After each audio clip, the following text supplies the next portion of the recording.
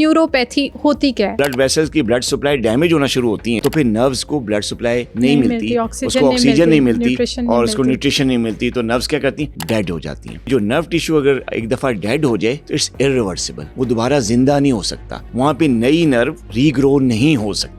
इतनी खतरनाक भी है जी कि अगर आपकी उंगलियां काट ली हैं, खाई गई हैं, आपको पता नहीं ही नहीं है, पेन ही नहीं है, सेंसेस खत्म। ये कहीं जहाँ वो मुल्तान में रुका था, कोई रैट या चूहा उसके साथ चढ़ गया उधर, या वहीं पे वो चूहे ने उसकी उंगलियां काट ली, उसको एहसास ही नहीं हुआ, वो दर्द ही नहीं महसूस हुआ। नहीं चलता, इंसान मुताज होता है, पाँव गया तो चलना फिरना बंद ना। कई पेशेंट्स होते हैं जिनके पाँव को डॉक्टर्स खुद काट देते हैं, क्या करें, गैंग्रीन डेवलप हो जाती है, जहर फैलता है ऊपर, मजबूरी है, काटनी पड़ती है, नहीं काटेंगे तो वो ऊपर ट्रेवल करेगी, पूरी पाँव का एक हिस्सा काट लिया तो बाकी तो बच गया ना। अगर आप वेट करेंगे तो फिर टांग सारी काटनी पड़ सकती। मेरे बाबा के कज़न वो डायबिटिक थे, ठीक है, उनका फुट भी ख़राब था, सब कुछ था, लेकिन उनको एक दिन सुबह में उठे और पता चला कि जस्ट बुखार है। अब वो बुखार की मेडिसिन जैसे हम घर में स्टार्ट करा देते हैं, आप पैनाडोल ले लें, आप ये ले लें, तो वो नहीं जब कंट्रोल हुआ तो शाम में हॉस्पिटल ले गए, तो आप यकीन करें 2 दिन के अंदर डेथ हो गई। तो ये शुगर के पेशेंट्स के लिए बुखार इतना खतरनाक क्यों? ज्यादा ट्रबलसम किस्म की इन्फेक्शन है कि उसमें सालों एंटीबायोटिक्स दी जाती, तब तक भी वो ठीक नहीं होती। डायबिटीज एक ऐसा मसला है जो हर घर में कोई ना कोई सफर कर रहा है, तो हम उनको वो तरीका क्यों ना बता दें कि भाई ये अगर आप करेंगे तो आप इस मर्ज से बच सकते हैं। हम बिल्कुल ठीक होते हैं, लेकिन अक्सर औकात ऐसा होता है कि हम बहुत ज़्यादा थकावट महसूस करते हैं, हमारे पाँव में दर्द होना स्टार्ट हो जाती है, टांगों में दर्द होना स्टार्ट हो जाती है, लेकिन हम ये नहीं जानते कि हम किस बीमारी से गुजर रहे हैं। तो ऐसे मौके पर आपने सबसे पहले अपनी शुगर चेक करानी है, और खुदा ना खास्ता अगर आपको शुगर हो जाती है और आप महीनों या सालों अपनी शुगर टेस्ट नहीं करवाते बार बार, तो इसकी वजह से आपके दिमाग पर क्या असर होता है। अगर हम शुगर को अनकंट्रोलेबल छोड़ दें तो हमारे पाँव या टांगें काटनी पड़ सकती हैं, और शुगर चेक ना करने की वजह से जो कॉम्प्लिकेशंस हमारी बॉडी में होती हैं उसमें हमारी सेंसेस चली जाती हैं, हमारे हाथ पाँव पे कोई चोट लगे तो हमें उसका पता नहीं चलता। शुगर तो एक बीमारी है, लेकिन इसकी वजह से आप किस बड़ी कॉम्प्लिकेशन में जा सकते हैं वो आज हम इस एपिसोड में डॉक्टर शाहिद नदीम से जानेंगे, जो कि पिछले 20 साल से डायबिटीज को डील कर रहे हैं। तो इस एपिसोड को एंड तक लाजमी देखें, क्योंकि इसमें हमने आपके लिए, आपके घर वालों के लिए ऐसी वो सारी बातें बताई हैं कि जो भी शुगर का पेशेंट है वो इस एपिसोड से बहुत फ़ायदा उठाएगा। Thank you so much for coming doctor Shahid Nadeem, आज हमारे साथ सेट पे मौजूद हैं, और डायबिटीज़ के हवाले से हमारी बहुत मेजर डिस्कशन हो चुकी हुई है, लेकिन आज का जो टॉपिक है वो हमने आज से पहले डिस्कस नहीं किया और बड़ा इंटरेस्टिंग है और बहुत कॉमन भी है, न्यूरोपैथी। जी। तो पहला सवाल मेरा आपसे ये है कि मुझे ये समझा दें ये न्यूरोपैथी होती क्या है? अच्छा, देखिए, डायबिटीज़ के कॉम्प्लिकेशंस पे हम पहले बात भी कर चुके हैं ना। डायबिटीज़ जब कंट्रोल रहती है तो कॉम्प्लिकेशंस कम होती हैं, लेकिन ये नहीं होता कि कॉम्प्लिकेशंस होती ही नहीं, होती तो हैं, कंट्रोल में भी होती हैं। अच्छा, अब जो क्लासिफिकेशन है कॉम्प्लिकेशंस की, 2 तरह की टाइप्स में इसको डिवाइड किया जाता है। जो भी कॉम्प्लिकेशन डायबिटीज़ की है ना, वो 2 तरह की हैं। एक को कहते हैं माइक्रोवैस्कुलर कॉम्प्लिकेशंस, जिसमें शुगर की वजह से जो छोटी रगें नहीं होती, स्मॉल, जिनको कहते हैं कैपिलरीज, ऐसी शरीयानें जिनका साइज बहुत कम होता है, तो ऐसे लेवल पे जब कॉम्प्लिकेशन आती है उसको कहते हैं माइक्रोवैस्कुलर कॉम्प्लिकेशन। और दूसरी टाइप की जो कॉम्प्लिकेशन होती है डायबिटीज़ की, अनकंट्रोल होने की वजह से भी होती है, शुगर होने की वजह से भी होती है, उसको कहते हैं मैक्रोवैस्कुलर। मैक्रो बड़ी वेसल्स, जो बड़ी शरीयान है, जैसे आयोटा है, हार्ट की वेसल्स हैं, ब्रेन की ब्लड वेसल्स हैं, जो कि बड़े बड़े ऑर्गन्स को ब्लड सप्लाई कर रही होती हैं, उनको कहते हैं मैक्रो वेसल्स। ये जो मैक्रोवैस्कुलर कॉम्प्लिकेशंस होती हैं, ये शुगर की दूसरी टाइप की कॉम्प्लिकेशन होती हैं। अच्छा, अब ये जो माइक्रोवैस्कुलर स्मॉल वेसल्स की जो डिजीज़ है, ये जो कॉम्प्लिकेशंस हैं, वो आपको 3-4 किस्म के ऑर्गन्स को बहुत ज़्यादा ख़राब करती हैं। नंबर 1 आपने सुना होगा, हमने प्रोग्राम भी किया था रेटिनोपैथी पे, आंखों के पर्दे की जो है। दूसरी थी किडनी का मसला जो होता है, जिसको नेफ्रोपैथी कहते हैं, वो भी माइक्रोवैस्कुलर टाइप ऑफ कॉम्प्लिकेशन है। और तीसरी चीज़ जो कि बहुत ज़्यादा कॉमन है, यानी रेटिनोपैथी और नेफ्रोपैथी, यानी किडनी और आंखों से ज़्यादा कॉमन है, वो है न्यूरोपैथी। ठीक है। ये भी स्मॉल जो ब्लड वेसल की कॉम्प्लिकेशन है। मैक्रोवैस्कुलर जो बड़ी वेसल है, उसमें हार्ट का प्रॉब्लम है, हार्ट अटैक है, फालिज है, स्ट्रोक है, सीवीए, ये सारी वो बड़ी वेसल्स की हैं। तो जो न्यूरोपैथी जिसका जिक्र आप कर रहे हैं, जो आज का हमारा टॉपिक है, this is basically a microvascular type of complication of diabetes. और ये कॉम्प्लिकेशन, जितनी भी कॉम्प्लिकेशन का जिक्र मैंने आपको किया, सबसे ज़्यादा कॉमन जो है वो ये, मेरे क्लिनिक पे तकरीबन को 90% जो डायबिटिक पेशेंट्स हैं जब वो आते हैं तो उनका जो सिम्टम ऑफ प्रेजेंटेशन है या जिस वजह से वो मेरे क्लिनिक पे आए होते हैं मेरे पास इलाज कराने के लिए, उनमें बहुत कम 10% ऐसे हों जिनका शुगर कंट्रोल नहीं होता। उसमें 90% लोग ऐसे होते हैं जो कि अपनी न्यूरोपैथिक जो सिम्टम्स है उसके साथ आते हैं, साथ आए होते हैं। तो ये बहुत ज़्यादा कॉमन है। बिल्कुल ठीक है। अच्छा, आपने बताया कि ये इतनी ज़्यादा कॉमन है, तो इसके मेजर सिम्टम्स होते क्या हैं कि हमें कैसे पता चलेगा कि हम न्यूरोपैथी से गुजर रहे हैं? अच्छा देखें, इसके ना स्टार्ट में जब न्यूरोपैथी डेवलप होती है, जब माइक्रोवेसल्स जो हैं डिस्टर्ब होती हैं, डैमेज होती हैं, तो कोई सिम्टम नहीं होता।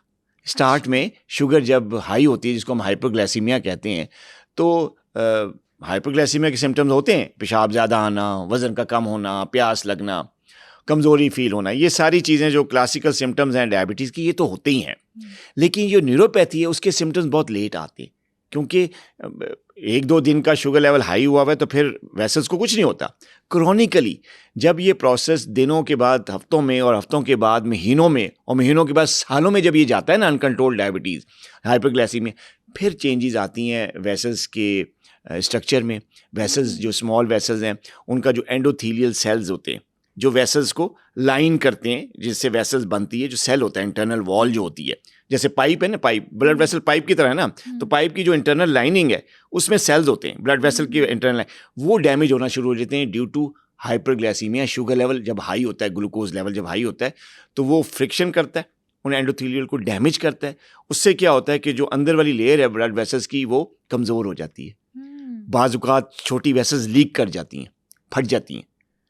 अब क्या होता है कि वो वेसल्स जिन जिन एरियाज़ को सप्लाई कर रही हैं, वहाँ क्या होगा, खून पहुँचेगा नहीं ना, जब क्योंकि वो जो वेसल, स्मॉल वेसल जा रही हैं ब्लड लेके, वो तो डैमेज होगी। अब वहाँ पे ना ब्लड पहुँचेगा। अब ब्लड क्या कर रहा है, ब्लड पहुँच नहीं रहा, तो उस ब्लड क्या वजह, क्या चीज़ लेके जा रहा है, ट्रांसपोर्ट क्या कर रहा है ब्लड, ऑक्सीजन और न्यूट्रिशन। जो भी खाना है, जो विटामिन्स हैं, जो भी खुराक है, वो ब्लड के ज़रिए पहुँचे ना जिस्म के हर हिस्से में। तो नर्व्स को जो ब्लड सप्लाई जा रही है वो स्मॉल वेसल्स के थ्रू, वो ऑक्सीजन जा रही है, खुराक जा रही है। जब ब्लड वेसल्स की ब्लड सप्लाई डैमेज होना शुरू होती हैं, जैसे मैंने बताया, तो फिर नर्व्स को ब्लड सप्लाई नहीं मिलती, उसको ऑक्सीजन नहीं मिलती और उसको न्यूट्रिशन नहीं मिलती, तो नर्व्स क्या करती हैं, डेड हो जाती हैं। अच्छा, अब ये जो डेथ है इस टिश्यू की, नर्व टिश्यू की, ये और टिश्यूज़ के मुकाबले में ज़्यादा सीरियस है। वजह उसकी क्या है? वजह उसकी ये है कि जो नर्व टिश्यू अगर एक दफ़ा डेड हो जाए तो इट्स इरिवर्सिबल, वो दोबारा ज़िंदा नहीं हो सकता, वहाँ पे नई नर्व रीग्रो नहीं हो सकती। पेशेंट, अच्छा, इसमें मेरा एक सवाल है, जैसे आप बता रहे हैं कि नर्व टिश्यू आपका डैमेज हो जाता है, तो ये नर्व्स आपके डिफरेंट ऑर्गन्स की डैमेज होना स्टार्ट होती हैं? नहीं, सबसे पहले स्किन की नर्व्स, अच्छा, जिसको हम कहते हैं सेंसरी नर्व्स, पहले वो डैमेज होना शुरू होती हैं। उनकी ब्लड सप्लाई पहले, सबसे पहले जो है ना मुनक़ता होती है, डिस्टर्ब होती है। उसके बाद स्टेजेस हैं, फर्दर स्टेज, अब फर्दर फिर भी नहीं, बंदे को अकल आई, नहीं कंट्रोल किया शुगर लेवल, फिर बारी आती है जो डीपर नर्व्स हैं, जो कि आपकी मसल्स को जा रही हैं, पट्ठों को, फिर वो डिस्टर्ब होती हैं। और अगर स्किन की नर्व से स्टार्ट होता है, तो स्किन की नर्व्स जब डैमेज होना स्टार्ट होती है, तो उसका क्या कॉन्सिक्वेंसेस क्या आते हैं? हाँ, उसके सिम्टम्स या उसके कॉन्सिक्वेंसेस ये होती हैं, सबसे पहले तो हल्की सी जलन स्टार्ट होती है, ठीक है, कभी कभी हुई, बंदे ने इग्नोर कर लिया, इचिंग स्टार्ट होती है, खारिश भी होती है, लेकिन ज़्यादातर बर्निंग होती है। बर्निंग के बाद नमनेस स्टार्ट हो जाती है, हाथ पाँव जो हैं, खासकर पाँव, वो सुन्न होना शुरू हो जाते हैं। और बाज़ लुकात लोग उसको आके जब बयान करते हैं मेरे पास सिम्टम अपना, तो कई औरतें हैं, कई मर्द हज़रात कहते हैं कि जी हमें ऐसा लगता है कि जब हम खड़े होते हैं या लेटते हैं या चलते हैं, तो हमें लगता है कि हमारे पाँव के ऊपर कुछ टैची केस या कुछ ऐसी चीज़ रख दी गई है, मतलब कई पाउंड्स का या किलोज़ का वज़न रख दिया गया है, हमसे भारे पाँव भारी हो जाते हैं, उठाए ही नहीं जाते। This is one of the symptom of neuropathy, और ये सेंसरी न्यूरोपैथी, ठीक है। ये नमनेस से पहले भी हो सकता है, नमनेस के बाद भी हो, सुनपन से पहले भी हो सकता है, सुनपन के बाद भी हो सकता है। तो ये चीज़ जो है, ये स्टार्टिंग सिम्टम्स, अलामात जलन से, फिर सुनपन से शुरू होती हैं। आहिस्ता आहिस्ता जब इलाज नहीं होता तो ज़्यादा वेसल्स इन्वॉल्व होती हैं, ज़्यादा नर्व्स इन्वॉल्व होती हैं, और फिर जो है वो यही नर्व्स जो हैं, वो आपकी जो पेन की सेंसेशन है वो ख़त्म हो जाती है, बंदे को पेन ही महसूस नहीं होता, बाज़ औक़ात वाइब्रेशन नहीं होती, वो उसकी सेंस चली जाती है। तो डिफरेंस जो सेंसेस हैं वो ख़त्म होना शुरू हो जाती हैं, इंसान की हसासियत जिसे हम उर्दू में कहेंगे, बिल्कुल। सेंस, वो ख़त्म हो जाती है, आपको एहसास होना ख़त्म हो जाता है। अब इसका सबसे बड़ा नुकसान ये होता है कि जब सेंसरी सिस्टम लॉस हो जाता है, सेंसेस ख़त्म हो जाती हैं, हसासियत ख़त्म हो जाती है, तो अब जा रहा है कोई बंदा डायबिटिक, पाँव पे चोट लगी, उसको पता नहीं चलेगा। उसको पता ही नहीं चलेगा, उसका जूता उतर गया, उसको पता ही नहीं चलेगा कि मेरा जूता उतर गया है, भाई वो नंगे पाँव चलता रहता है। और अब एक मैं आपको बड़ा इंटरेस्टिंग वाक़या बताऊं, मेरे क्लिनिक पे थोड़ा पुराना वाक़या हो गया, मेरे ख्याल साल हो गया इसको, तो ऑनलाइन कंसल्टेशन मैं कर रहा था क्लिनिक पे बैठे हुए फ़ोन पे, और ये साहब जो डायबिटिक थे, मुझे जहाँ तक याद है 3-4 साल से थी डायबिटीज़ इनको, ट्रक ड्राइवर थे by profession, is a truck driver, और लॉन्ग ड्राइव करते थे ना, ये वहाँ से KPK से पेशावर से चलता था और कराची तक, बंदरगाह से, फिर बंदरगाह से चल के यहाँ तक सामान लेके आता था, लॉन्ग ड्राइव रात। तो ट्रक ड्राइवर की बड़ी लाइफ बड़ी टफ होती है, सोना खाना पीना सब कुछ ट्रक में ही। बिल्कुल ऐसा। तो ये डायबिटिक हो गया, और ये जब मेरे पास जब ऑनलाइन कंसल्टेशन के लिए आया, तो ये आया डायबिटीज़ के लिए, तो वही मैंने बताया ना, ये आया था, इसने कहा कि जी डॉक्टर साहब मैं सफ़र कर रहा था, मेरे ख्याल यहाँ से कराची जा रहा था, और ये मुल्तान के करीब इसने बताया वाक़या कि मुझे ना जो है वो ज़ाहिर है मैं न्यूरोपैथी मुझे डेवलप हुई थी, इसको उस वक्त पता नहीं था कि मुझे न्यूरोपैथी, शुगर थी, हाई थी। तो मुल्तान के किसी ट्रक के अड्डे पे इसने खाना शाना खाया, रात को वहाँ पे बैठा, और फिर वहाँ से ये चल पड़ा जो इसने मुझे बताया। और वहाँ से चल के जब ये कराची पहुँचा वहाँ पे, तो इसने ज़ाहिर है वहाँ पे चेंज वेंज करते हैं कपड़े वगैरह, जब इनका स्टार्ट होता है, तो जब जूता उतारा तो इसने देखा कि जूता जो है एक पाँव पे था ही नहीं, इसका जूता ना दूसरे पाँव पे चढ़ा हुआ था, तो उतरा हुआ था जूता, उसको नहीं ड्यूरिंग सफ़र कहीं उतर गया होगा, उसको नहीं एहसास हुआ, और उसकी जो पाँव की 3 फिंगर्स थी, छोटी और उससे साथ वाली 2, वो कटी हुई थी। Oh my God, during travel उसके साथ ये हुआ कि उसकी उंगलियां कट गई, उसे पता नहीं चला? ये कहीं जहाँ वो मुल्तान में रुका था, कोई रैट या चूहा उसके साथ चढ़ गया उधर, या वहीं पे वो चूहे ने उसकी वो उंगलियां काट ली, उसको एहसास ही नहीं हुआ, वो दर्द ही नहीं महसूस हुआ। मतलब शुगर इतनी खतरनाक भी है जी जी, कि अगर आपकी उंगलियां काट ली हैं, खाई गई हैं, आपको पता ही नहीं है, पेन ही नहीं है, सेंसेस ख़त्म, न्यूरोपैथी। इसी तो मैं कह रहा हूँ कि ये सबसे ज़्यादा जो कॉमन और सबसे ज़्यादा कॉम्प्लिकेटेड किस्म की ये डायबिटीज़ की कॉम्प्लिकेशन नुकसान है, जिसकी वजह से मोहताजी आना, पता ही नहीं चलता इंसान मोहताज होता है, पाँव गया तो चलना फिरना बंद ना, मोहताज हो गया, बेड रिडन हो गया बंदा। बिल्कुल ऐसा। कई पेशेंट्स होते हैं जिनके पाँव को डॉक्टर्स खुद काट देते हैं, क्या करें, गैंग्रीन डेवलप हो जाती है, जहर फैलता है ऊपर, मजबूरी है, काटनी पड़ती है, नहीं काटेंगे तो वो ऊपर ट्रैवल करेगी पूरी। अब पाँव का एक हिस्सा काट लिया तो बाकी तो बच गया ना, अगर आप वेट करेंगे तो फिर टांग सारी काटनी पड़ सकती। तो ये इस किस्म की कॉम्प्लिकेशन है जो कि आपकी सेंसरी लॉस से शुरू होके आपके मोटर लॉस तक भी आती है। अच्छा, अब जो अगला स्टेप होता है, जब ये तो सेंसरी सिस्टम का था ना, जिसमें पता ही नहीं चलता पेन है, अगले स्टेप पे हम ज़रूर जाते हैं, लेकिन उससे पहले मेरा एक सवाल है। मैं चाहती हूँ कि हम साथ साथ जितनी कन्फ्यूजन्स हैं, ऑडियंस जो देख रही है उसके लिए भी आसानी हो जाए। आपने बताया कि न्यूरोपैथी जो है वो एकदम से आपको पता नहीं चलेगी, ये उस सिचुएशन में होती है कि अगर आपकी शुगर पहले हफ्ते पे, फिर महीनों पे और फिर सालों में जाके बढ़ती बढ़ती बढ़ती आपको पता ही नहीं चला, और आपको न्यूरोपैथी तक ले गई। यहाँ पे मेरा ये सवाल है कि अगर इस सिचुएशन की वजह से हमें न्यूरोपैथी होती है, तो आप क्या सजेस्ट करते हैं ऑडियंस को जिनको डायबिटीज़ है, जिनके पेरेंट्स को डायबिटीज़ है, कि वो जो HbA1c जो टेस्ट होता है, जो 3 मंथ्स की शुगर बता देता है, तो वो हमें कितना करवाना चाहिए हर 6 मंथ्स के बाद, आफ्टर अ ईयर, ताकि हम पीछे अपना रिकॉर्ड देख सकें कि भाई हमारी शुगर कब से अनकंट्रोल है, और हम उसको पकड़ सकें ताकि हमें न्यूरोपैथी जैसी बीमारी से बच सके। अच्छा देखिए, ये बड़ा अच्छा क्वेश्चन है आपका। 3 मंथ्स तक जो जिनकी शुगर कंट्रोल नहीं होती ना, तो उनको तो हर 3 महीने बाद ये टेस्ट करवाना चाहिए, और कोशिश ये होनी चाहिए कि अगर आप न्यूरोपैथी जैसे कॉम्प्लिकेशन से बचना चाहते हैं, इस ख़तरनाक चीज़ से, तो आपको कोशिश होनी चाहिए कि जो आपका HbA1c है ना, वो कभी 7% से ऊपर ना जाए। ये एक टोटका है, टिप है जो मैं देना चाह रहा हूँ आपके प्रोग्राम से वाले से, कि आप HbA1c को हमेशा 7 से नीचे रखें। 7 से नीचे जब आपका HbA1c होगा, और हर 3 महीने बाद आप करवाते रहेंगे, और आपका हर 3 महीने बाद ये 7 से नीचे होगा, 6.8 सही, 6.9 सही, 6.4 या 6.5 से नीचे आता है फिर तो बहुत ही अच्छा कंट्रोल है, लेकिन अगर 7 से 6.5 के दरमियान भी रहता है, इससे आपका जो नर्व डैमेज है जिसका जिक्र मैंने किया है न्यूरोपैथी, ये नहीं होता। ये होता है ज़रा हायर लेवल्स पे, यानी जब 7% से ज़्यादा आपकी शुगर लेवल बढ़ती है, वो भी महीनों तक बढ़ी ही रहती है कंट्रोल नहीं के, तब ये नर्व डैमेज होता है, जिसकी वजह से ये आपकी न्यूरोपैथी और ये सारी कॉम्प्लिकेशन होती है। अब जिनका अभी तक 7 पे नहीं है उनको क्या करना चाहिए?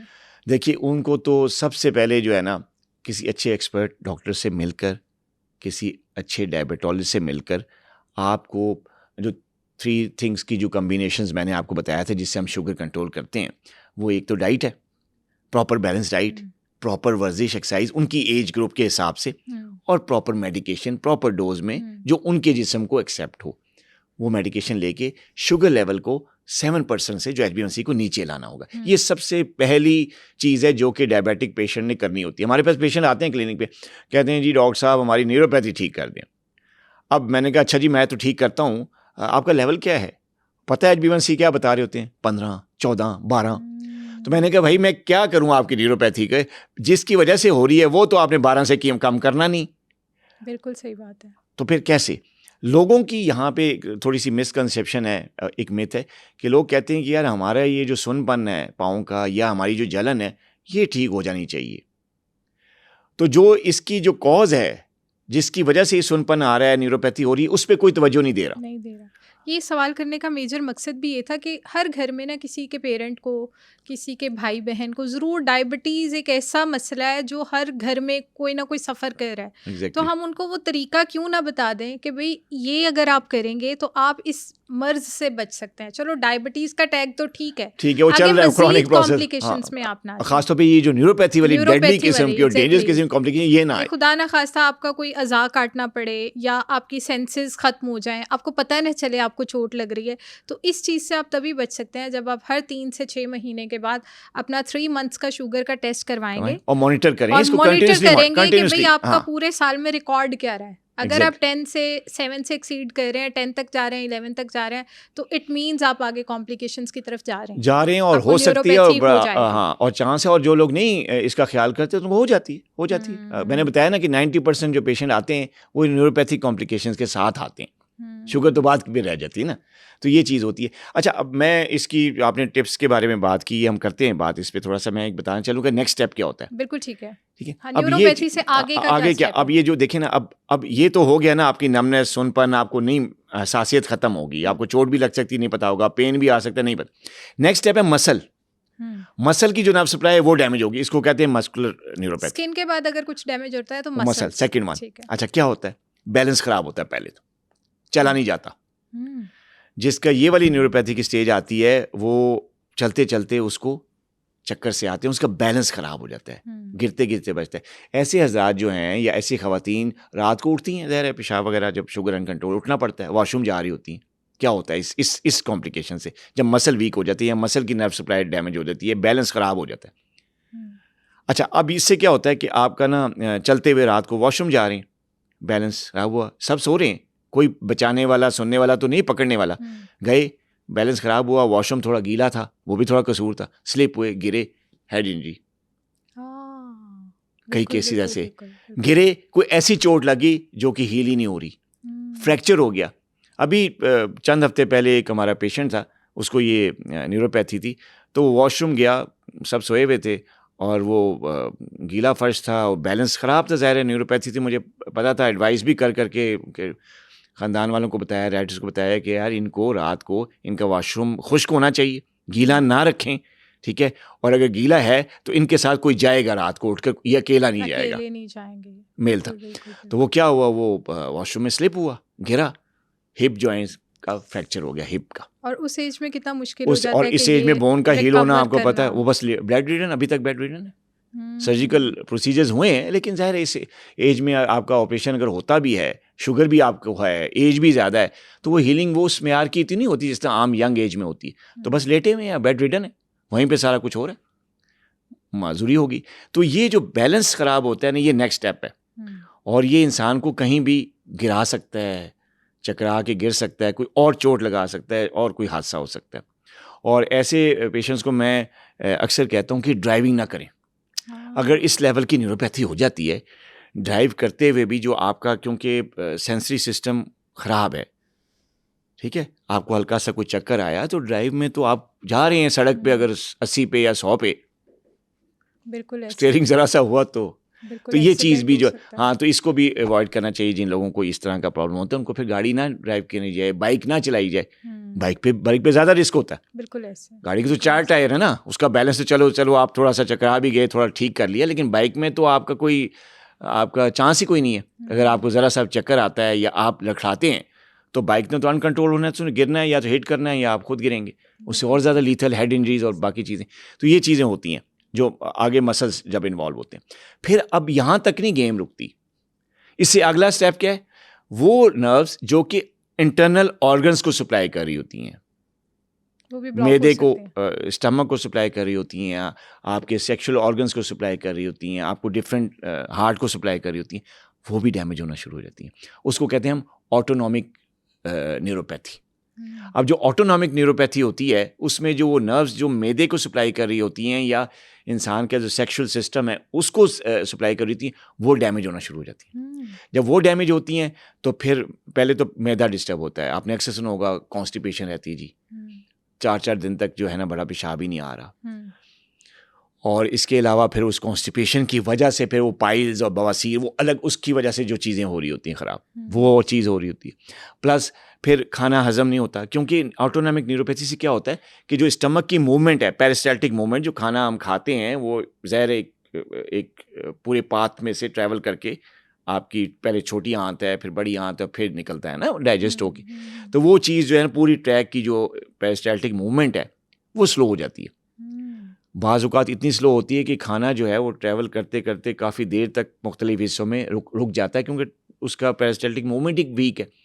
कॉन्स्टिपेशन आ जाती है, गैस हो जाती है, ब्लोटिंग हो जाती है, खाने को दिल नहीं करता, एक नवाला लेते हैं और फिर पेट ऐसा लगता है कि जैसे भरा हुआ है, क्योंकि मूवमेंट ही नहीं ना। तो वो फिर ज़ाहिर है जब पेशेंट की डाइट ख़त्म होगी तो वो जो वाइटामिन्स की डेफिशिएंसी या खुराक ने जो ताकत देनी वो तो ख़त्म ना। तो वो एक तो शुगर की वजह से, नर्व की न्यूट्रिशन नहीं पहुँचे उस ब्लड सप्लाई की वजह से, ऊपर से आपका मैदा भी गया ख़राब, तो आपको वो जो खुराक अंदर जानी थी वो भी नहीं जा रही, तो कहाँ से जाएगी न्यूट्रिशन, कहाँ से जाएगी ताकत, और क्या होगा जिस्म में, आप खुद अंदाज़ा कर सकते हैं। तो ये जो ऑटोनॉमिक नर्वस सिस्टम है, ये फिर एक और उससे ही आगे की जो है ना कॉम्प्लिकेशन है, जिसमें ऑटोनॉमिक न्यूरोपैथी होती है, जिससे आपके इंटरनल ऑर्गन्स की जो हैं वो नर्व सप्लाई डिस्टर्ब हो जाती है। मतलब बात यहाँ तक नहीं रुकती कि अगर खुदा ना खास्ता आपको न्यूरोपैथी हो गई तो उसकी कोई आगे एक चीज़ डैमेज नहीं होनी, उसने अंदर आपकी बॉडी के अंदर सारी तबाही कर देनी है। Exactly. एक एक करके सारे ऑर्गन्स डैमेज हो जाएंगे। Exactly. अच्छा, जैसे आपने बताया कि न्यूट्रिशन वगैरह हमें ब्लॉटिंग और गैस ये सब कुछ भी हो जाता है, ये भी बताइएगा कि ऐसा भी होता है कि अगर इसकी मज़ीद आगे हम बढ़ाएं तो वो हमारे डिफरेंट ऑर्गन्स को भी डैमेज कर देते हैं, लाइक आंखें चली जाएंगी, हमें हार्ट पे प्रॉब्लम आएगा, कुछ इस तरह का भी हो सकता है। देखिए उसमें न्यूरोपैथी नहीं, फिर उसमें मैंने बताया ना कि जो स्मॉल ब्लड वेसल्स हैं वो सिर्फ नर्व्स को नहीं देती, वो आंखों के पर्दे को भी सप्लाई करती हैं। तो वो जब आंखों की पर्दे वाली जो वेसल्स हैं स्मॉल वेसल्स, वो जब डैमेज होती हैं, वहाँ की ब्लड सप्लाई डैमेज होती है या कम होती है, तो वहाँ पे फिर रेटिनोपैथी कहते हैं उसको, पर्दा जो डैमेज होता है, वो फिर अंधापन, और उस पर शायद हमने कभी एक दफ़ा बात भी की थी। अच्छा, मुझे एक और चीज़ बताइएगा कि न्यूरोपैथी में मैंने सुना है कि सेंसरी न्यूरोपैथी और मोटर न्यूरोपैथी, इसमें क्या डिफ्रेंसिएशन है और ये क्या है? देखिए सेंसरी न्यूरोपैथी तो आपको पता है, जो सेंसरी सिस्टम है, टच, टेम्परेचर, पेन, ये सारी सेंसेस जो है ना ये डिस्टर्ब होती है इस न्यूरोपैथी में। मस्कुलर न्यूरोपैथी जैसे मैंने डेवलप किया ना, मसल वीक हो जाते हैं, मसल्स, वो मोटर न्यूरोपैथी है, उसमें देखें ना मुख्तलिफ मसल्स की पावर ख़त्म हो जाती है, उनमें क्रैम्प्स पड़ते हैं। आपने अक्सर सुना होगा कि डायबिटिक पेशेंट्स को रात को मसल क्रैम्प्स हो रहे हैं, पेन हो रही है, काफ मसल्स, खासतौर पे टांगों के मसल ज़्यादा इन्वॉल्व होते हैं, जब तक उनको मसाज ना किया जाए या उनके ऊपर बाज़ वक़्त पेशेंट कहते हैं कि जब तक मेरा बेटा बेटी जो है मेरे टांग पे खड़ा ना हो रात को तो मुझे नींद ही नहीं आती, नहीं सो पाते, ठीक है। और वो चीज़, और इंसोम्निया जो ये ऑटोनॉमिक न्यूरोपैथी होती है उससे नींद ही नहीं आती। एक वो सेंसरी वाला जो नमनेस और जलन उनको तंग कर रही होती है, प्लस जो ब्रेन में उनका इफेक्ट आ रहा होता है न्यूरोपैथीज़ का, उसकी वजह से नींद वैसे भी नहीं होती। तो ये ऐसे डायबिटिक पेशेंट रात भर जागते रहते हैं, और रात भर जागने से जो सुबह का दिन होगा वो फिर कैसा होगा आप खुद सोच सकते हैं। ज़ाहिर है उसमें कोई काम हो सकेगा, वो फ्रेश फील करेंगे, या वो प्रोडक्टिव ज़िंदगी जो पहले कहीं गुजारते थे आप गुजार सकते हैं, नहीं हो सकता ना। फिर गुस्सा, फिर लड़ाई, फिर वो चिड़चिड़ापन हो फैमिली जाता है। प्रॉब्लम्स। जी अब कई फैमिलीज आती हैं मेरे पास कि देखें जी ये जो हमारी अम्मी हैं ये जनाब रात को सोती नहीं है और सुबह हमें डांट रही होती हैं, हमसे लड़ रही होती हैं, और कभी बाजुकात लड़ाई काफ़ी ज़्यादा हो जाती है, क्योंकि अब जब वो चिड़चिड़ापन जो नींद की कमी से वो तो आएगा ना, तो किसी पे तो निकलेगा, मेरे घर वालों पे ही निकलेगा ना ये सारा चिड़चिड़ापन जो रात को बिल्कुल नींद की ऐसे। कमी की वजह से। तो ये सारी चीज़ें जो है आपस में इंटरलिंक है, और इसमें से सिर्फ आप इन सब के लिए क्या करना है, शुगर कंट्रोल करना, मीठा शुगर कंट्रोल मुझे करनी। लगता है हमारे पाकिस्तान में क्या पूरी दुनिया में चीनी बनना ही बंद हो जानी चाहिए। हाँ नहीं वो बात भी है, जैसे हमने मुख्तलिफ किया कि यह सिर्फ चीनी ही नहीं है, बहुत कुछ और चीज़ें कैन भी। अंडरस्टैंड, बट हमारे, अब मैं अगर अपने घर की बात करूँ तो हमारे अपने घर में चीनी का बहुत ज़्यादा यूज़ है। कुछ घरों में होता है ना कि मीठा बहुत ज़्यादा खाया जाता है, हाँ जी, वो एज अ तो सौगात के वो तौर पे कहते हैं सौगात जी, के वो तौर कुछ पे दम खाया किया हुआ जाता है, कुछ हो जाएगा चीनी ना। में मतलब बच्चे जब चाय में चीनी डालते हैं तो वो भी चम्मच पे चम्मच डाल रहे होते हैं, हाँ, और जर्दे यहाँ बन पे रहे इनको हैं, रोकना हलवे चाहिए, बन रहे यहीं पे हैं। इनको रोकना तो चाहिए बच्चों को, यहाँ यहाँ पे हाँ। नहीं हम रोकते तब हमें नहीं आइडिया होता, लेकिन फिर जैसे जैसे एज एक्सीड करती है, बड़े होते हैं, ग्रो करते हैं, तब वो फिर इस तरह के मर्ज लेके बैठ जाते हैं, खुदा ना खास्ता के शुगर। मैं तो अब ये देख रही हूँ कि शुगर तो आपके अंदर कुछ रहने ही नहीं देती, एग्जैक्टली खत्म कर देती है हाँ, आपको। इसको इसीलिए मदर ऑफ डिजीज भी कहते हैं। बिल्कुल, इसको इसीलिए वाकई मदर ऑफ डिजीज। बीमारियों की माँ है, बहुत बड़ी माँ है, तो दादी अम्मा है। जी जी। मुझे ये बताएं कि ये गैंग्रीन जो होता है ये भी हमें न्यूरोपैथी की वजह से होता है? जी हाँ, इसमें 2 स्टेप्स होते हैं। न्यूरोपैथी की वजह से तो आपके सेंसेस ख़त्म हो गए, ठीक है जी, और ये तो आपका हो गया ना, आपका सुनपन हो गया, और यहाँ पे आपको हसासियत ख़त्म है, आपको चोट लगी है, वहाँ पे ज़ख़म बना है, आपको पता नहीं हुआ, नहीं पता। अब वो ज़ख़म क्या होगा, ख़राब हो जाएगा, इन्फेक्शन हो जाएगी बिल्कुल उसमें, ऐसा। क्योंकि डायबिटीज़ सिर्फ आपके नर्व्स को नहीं डैमेज कर रही, वो आपके हीलिंग पावर को भी ख़त्म कर रही है ना। तो वो जो बैक्टीरिया ने जो अटैक किया है, जो इन्फेक्शन हुई हुई आपके पाँव पे जो ज़ख़म आया है, उसको ठीक भी तो होना है ना। बिल्कुल। तो किस पावर से ठीक होगा? हीलिंग पावर जो इंसान के अंदर होती है, जो इम्यून सिस्टम होता है, वो वीक हो जाता है। तो जब इम्यून सिस्टम वीक होता है, हीलिंग पावर वीक होती है, तो ज़ख़म जहाँ 10 दिन में ठीक होना है वहाँ पे वो महीना लगाएगा, 2 महीने लगाएगा, बाज़ों को इससे ज़्यादा टाइम भी लग जाता है। तो उस ज़ख़म को ख़राब होने के बाद जब इन्फेक्शन बहुत ज़्यादा वहाँ पे रहती है, बैक्टीरिया जिस ज़ख़म पे ज़्यादा अरसे रहते हैं, तो डीप मूव करते हैं ना, डीपर टिश्यूज़ को। तो फिर पहले तो ऊपर स्किन में इन्फेक्शन हुई ना, ज़ख़म हुआ, वो नहीं ठीक हुआ, अब इंटरनल जो स्किन की लेयर्स हैं, पट्टा है, वो सारी डैमेज इन्फेक्शन फैलती चलेगी, फिर आगे फैलेगी तो कहाँ जाएगी? नीचे क्या है? बोन है, बोन में चली जाती है, ऑस्टियोमाइलाइटिस हो जाता है, बोन की इन्फेक्शन। यानी वो इन्फेक्शन जो स्टार्ट स्किन से हुई थी, हीलिंग पावर कम होने की वजह से, शुगर अनकंट्रोल होने की वजह से, जो आपका इम्यून सिस्टम वीक है, सेंसिस सिस्टम की न्यूरोपैथी ने आपको चोट तो लगा दी, ज़ख़म तो लग गया, अब आगे क्या? आगे अब इम्यून सिस्टम का काम है ना कि उसको हील करे, वो भी ख़राब है ड्यू टू अनकंट्रोल। अब जो हीलिंग सिस्टम ख़राब है, वीक है, तो वो ज़ख़म ठीक नहीं हो रहा, वहाँ पे इन्फेक्शन जो है वो ज़्यादा अरसे तक जब पड़ी रहती है तो ट्रैवल करती है इनसाइड, इंटरनल टिश्यूज़ को भी डैमेज करती है, वहाँ तक फैलती है। अब जो एंड टिश्यू है, वो जो सबसे जो एंड पे अल्लाह ताला ने जो टिश्यू रखा हुआ है, जो ऑर्गन है, वो क्या है? बोन है।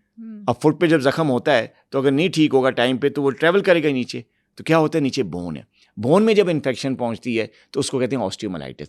ऑस्टियोमाइलाइटिस, आप यकीन करें, ऐसी बुरी इन्फेक्शन है कि ऑर्थोपेडिक वाले ज़्यादा बेहतर बता सकते हैं, जो हड्डियों के डॉक्टर्स होते हैं, क्योंकि ये उनकी स्पेशलिटी होती है, हम तो फिर उनको रेफ़र कर देते हैं।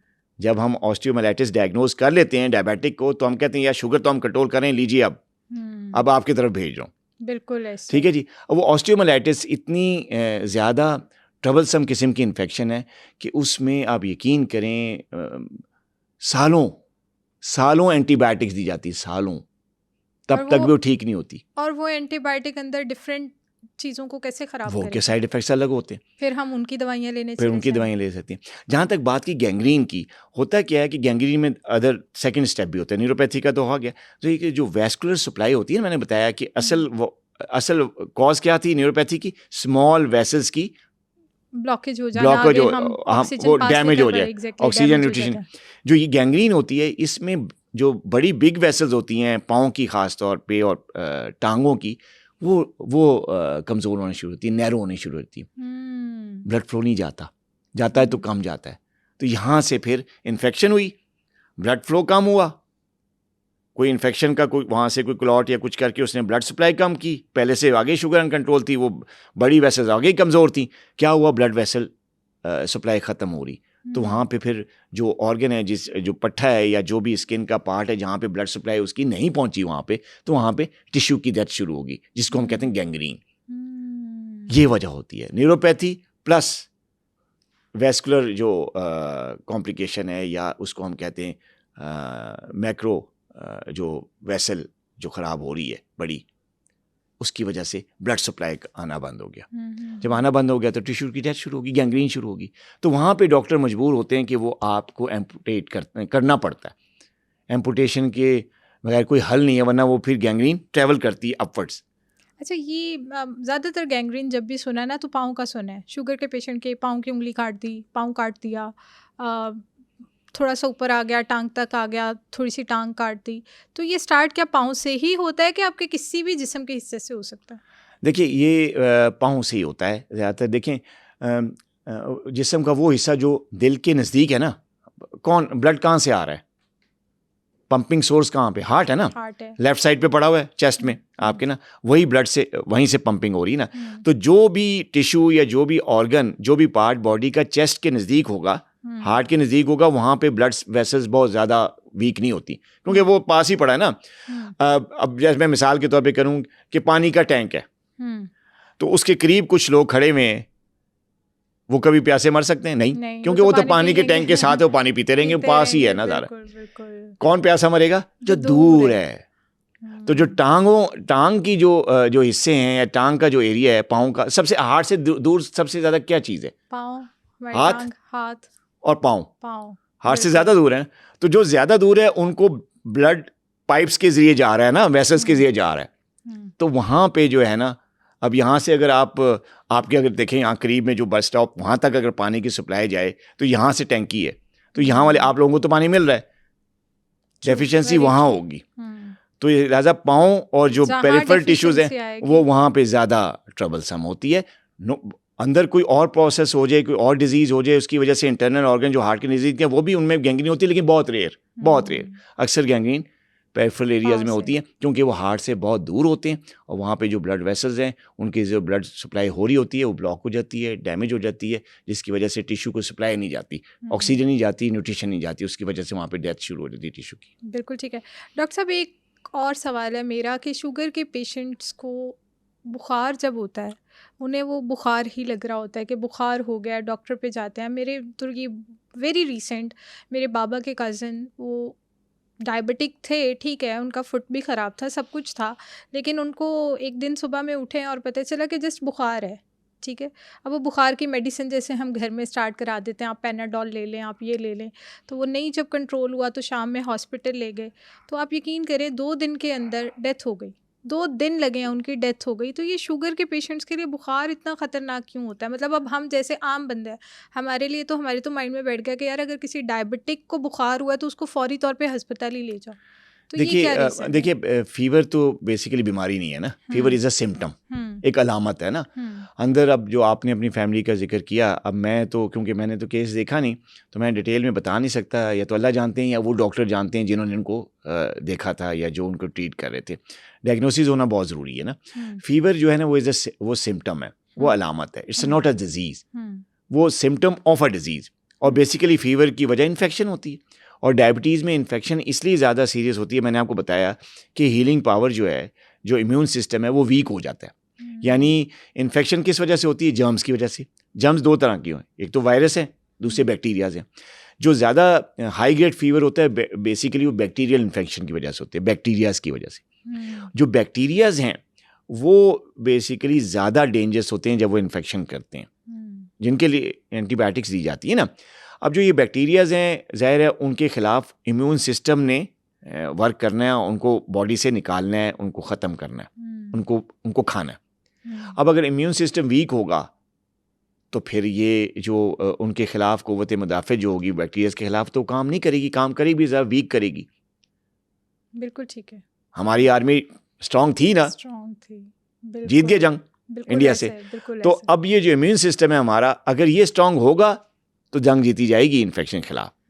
अगर इम्यून सिस्टम वीक होगा आपका, फिर हम क्या करते हैं? एंटीबायोटिक्स पे एंटीबायोटिक्स।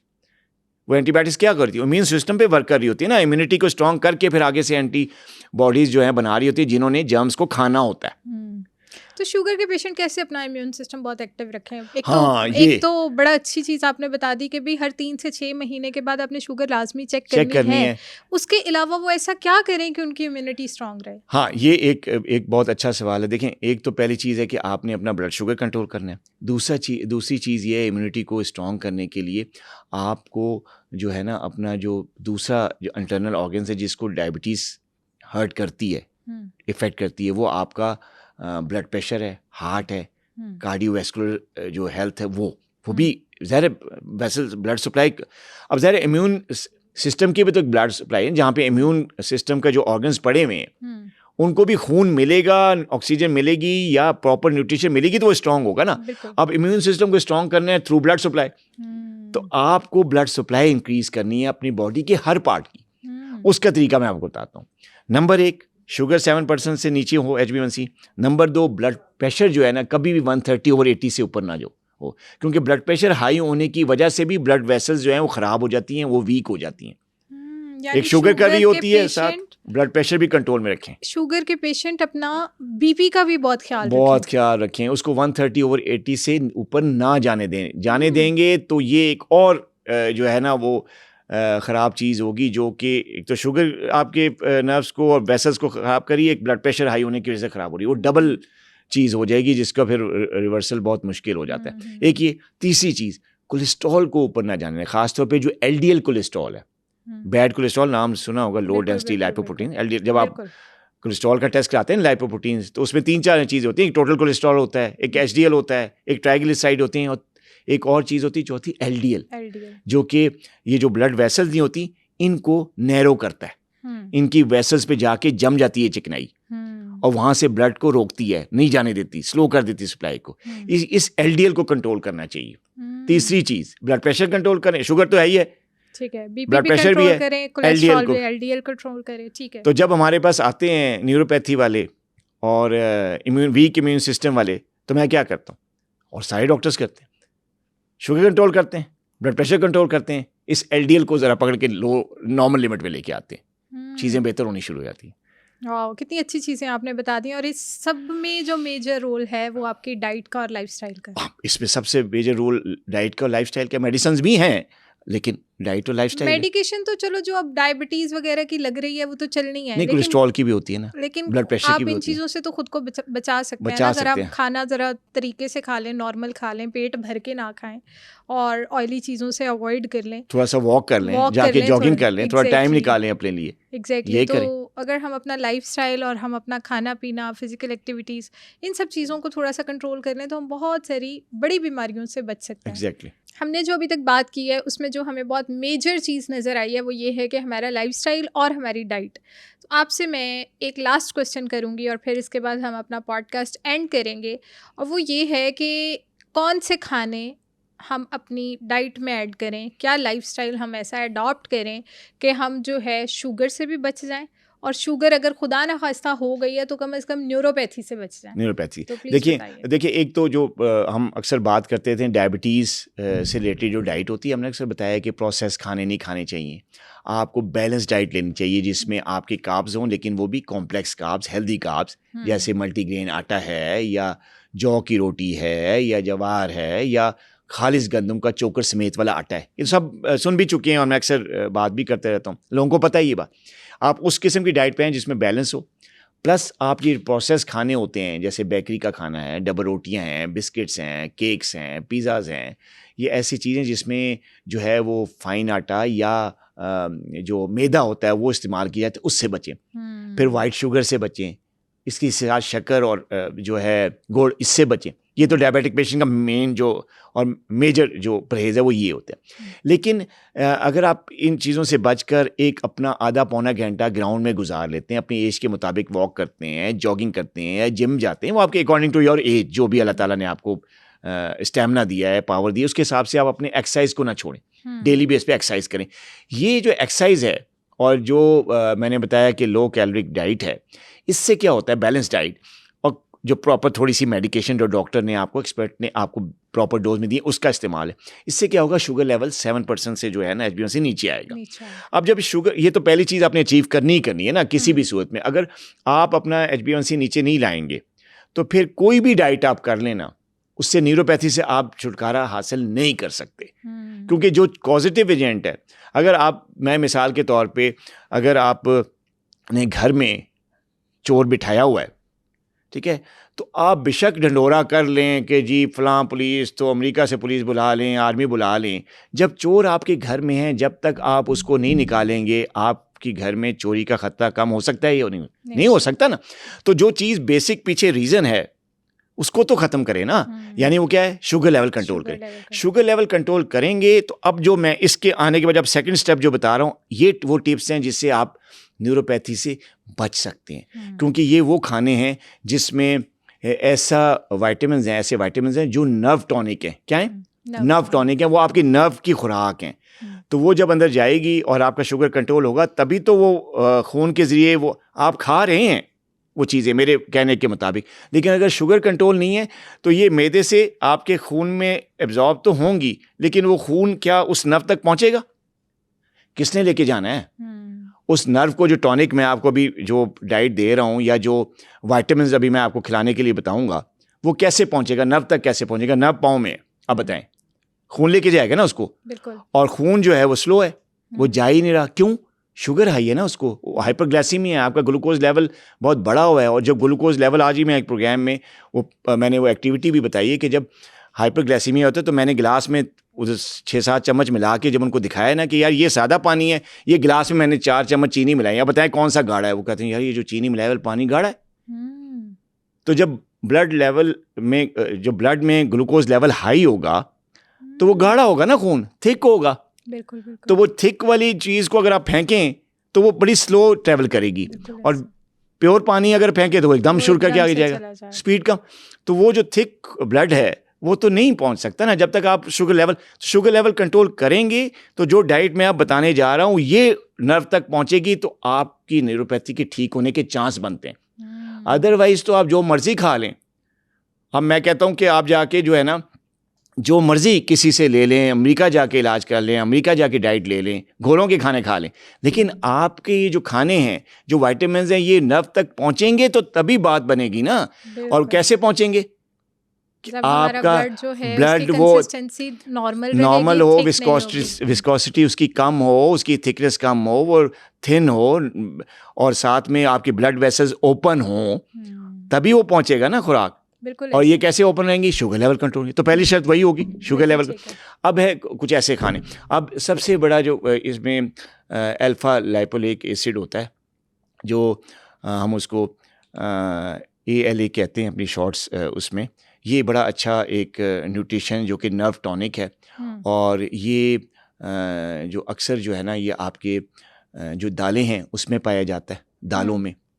और ये टमाटर नहीं होता, जी। हम अक्सर हमारी हांडी में टमाटर डलता है, टमाटर में बड़ा ALA पाया जाता है।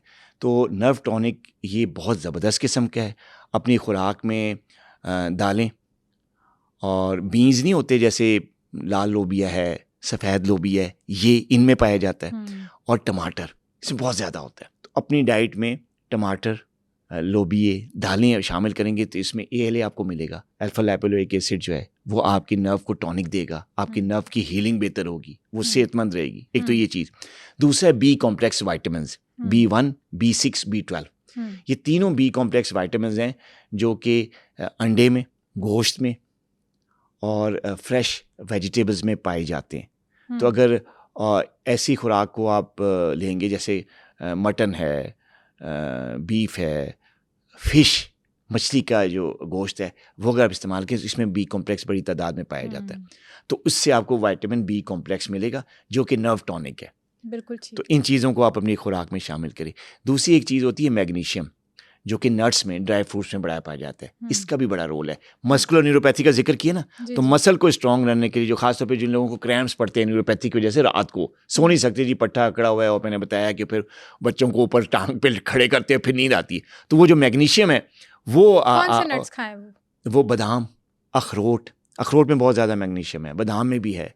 इसके अलावा पिस्ता, काजू पिस्ता, ये सारे ड्राई फ्रूट्स जो हैं इसमें बगैर नमक के इसको इस्तेमाल करें तो इससे बड़ा नर्व टॉनिक है ये बहुत बड़ा। इससे आपकी वो नर्व को टॉनिक मिलता है। इसके अलावा जो एक बहुत ही अच्छा जो चीज़ है वो है ब्रोकली। सब्ज़ी में, सलाद में ब्रोकली का इस्तेमाल करें। उसमें मैग्नीशियम भी आपको मिलेगा, आपको विटामिन बी कॉम्प्लेक्स फैक्टर्स मिलेंगे, आपको जिंक मिलेगा। सबसे ज़्यादा जो जिंक है वो आपको मिलता है ब्रोकली में और पालक में और साग में, स्पिनच में। अब ये जिंक क्या करता है? ये जिंक भी ब्लड सप्लाई को इंक्रीज़ करता है, जो ब्लड सप्लाई है। अब जिंक कैसे इंक्रीज़ करता है? जिंक जो है नाइट्रस ऑक्साइड बनाता है बॉडी में, और नाइट्रस ऑक्साइड क्या करता है? सब वेजोडाइलेटर, ये ब्लड को मतलब वेसल्स को चौड़ा करता है। जब चौड़ी होगी वेसल्स तो उससे ज़रा खून ज़्यादा जाएगा, फ्लो बेहतर होगा, नर्व को टॉनिक मिलेगा जो हम खा रहे हैं, बी कॉम्प्लेक्स में जिक्र किया वो उसके। तो जिंक को भी खुराक में शामिल करें, और जिंक को लाने के लिए ज़रूरी नहीं है कि आप किसी टैबलेट की शक्ल में जिंक को लें। आप ये जो मैंने डाइट बताई इसको लें, नेचुरल डाइट। इसमें ऑर्गेनिक जिंक मिलेगा आपको। ब्रोकली खाएं, स्पिनच खाएं, और कोई महंगे खाने नहीं है, कोई ये बहुत ही ज़्यादा कोई महंगी डाइट मैं नहीं बता रहा। ड्राई फ्रूट थोड़ा सा महंगा हो सकता है, लेकिन दालें सब लोग खा सकते हैं। छोटा बड़ा गोश्त, फिश, मछली इतनी ज़्यादा महंगी नहीं है, ख़ासतौर पे लाहौर वालों के लिए या सिंध के एरियाज़ में फ़िश इतनी महंगी नहीं है, वो आप यूज़ करें।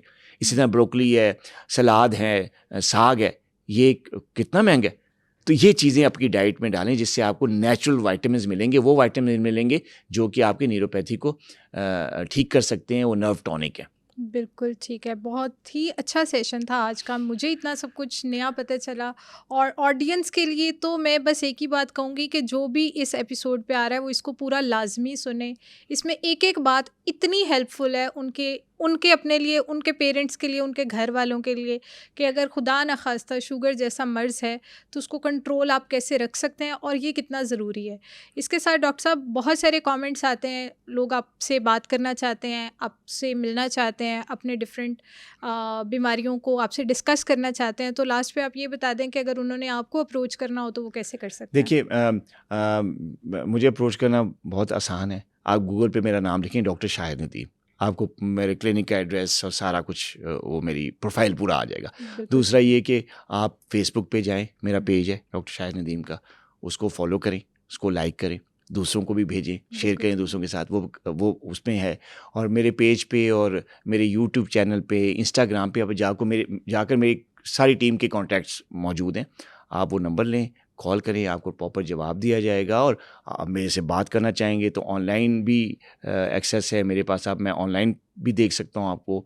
और फिज़िकल अगर आप फिज़िकली आ सकते हैं, कई पेशेंट्स मेरे पास सिंध के इलाकों से, लाहौर से और पंजाब की पेरिफेरी से कई लोग आते हैं मेरे पास। और क्लिनिक पे जो है मेरा अच्छा खासा रश होता है, और अल्हम्दुलिल्लाह अल्लाह का शुक्र है कि शिफा भी मिलती है उनको। तो मुझे एक्सेस करना इतना मुश्किल नहीं है, आप गूगल कर लें और आपको मेरा सारा एड्रेस वाला सब कुछ मिल जाएगा। बिल्कुल ठीक है। Thank you so much for coming. आप इस्लामाबाद से स्पेशल लाहौर आते हैं हमारे साथ प्रोग्राम के लिए, जो कि बहुत अच्छा रहता है, बहुत वैल्यूएबल होता है और बहुत ही ज़बरदस्त। और मेरा मकसद इतना ट्रैवल करके, देखें इसमें ज़ाहिर है मुझे कोई मनी नहीं मिल रहा, बिल्कुल। मेरा मकसद सिर्फ ये है कि मैं चाहता हूँ कि मेरे मुल्क से और जो हमारे ब्रादर इस्लामिक ममालिक जहाँ पे भी मुझे लोग सुन रहे हैं, ज़ाहिर सोशल मीडिया का दौर है, कोई ये नहीं कि पाकिस्तान के लोग सुनते हैं, ऑल ओवर द वर्ल्ड सुना जाता है। तो मैं चाहता हूँ कि डायबिटीज़ के ख़िलाफ़ जो मैंने जहाज़ शुरू किया है, आप सब लोगों के ताउन से मैं इसमें कामयाब हूँ। और मैं चाहता हूँ कि हम जो है ना पाकिस्तान को भी और पूरे मुस्लिम वर्ल्ड को भी डायबिटीज़ से छुटकारा दिलाएं। तो मेरा ये मिशन है इंशाल्लाह। आमीन। और ये बहुत अच्छा मिशन है, सदका जारिया है जो आप कह रहे हैं। अल्लाह ताला आपको कामयाब करे इसमें इंशाल्लाह। और हेल्थ चैनल का मकसद भी ये था कि हम इस मीडियम के थ्रू आवाम को इतना अवेयर करें कि बीमारियाँ तो हो जाती हैं, लेकिन इनके पीछे रूट कॉज क्या होती है, कौन सी चीज़ें हमें बेहतर करने की ज़रूरत है। तो ये हेल्थ चैनल्स और इस तरह की जिस तरह की सर्विंग आप करते हैं अपने सोशल मीडिया पे, ये चीज़ें बहुत ज़रूरी हैं अच्छी लाइफ के लिए, अच्छी हेल्थ के लिए। Thank you so much for coming. I hope कि इस एपिसोड ने आपको बहुत हेल्प आउट किया होगा कि आप अपने घर में अगर आपके माँ बाप को या बहन भाई को किसी को भी शुगर है तो उसको कैसे डील कर सकते हैं, कैसे ट्रीट कर सकते हैं और उसका कैसे ख्याल रख सकते हैं। इस एपिसोड को दूसरों के साथ लाजमी शेयर करें, क्योंकि अगर आपकी वजह से किसी को भी मदद मिल जाए कि वो डायबिटीज़ को कैसे डील कर सकता है, तो ये आपकी तरफ से सदका जारिया होगा। आपका अगर शुगर से रिलेटेड कोई भी और सवाल है तो आप हमें कॉमेंट सेक्शन में बता सकते हैं। मैं बहुत ही मेहनत और रिसर्च के बाद डिफरेंट डॉक्टर्स के साथ हेल्थ वाइज कंटेंट बनाती हूँ। अगर आपको मेरा कंटेंट वैल्यूएबल लगता है तो सुनो पॉडकास्ट हेल्थ को सब्सक्राइब करें।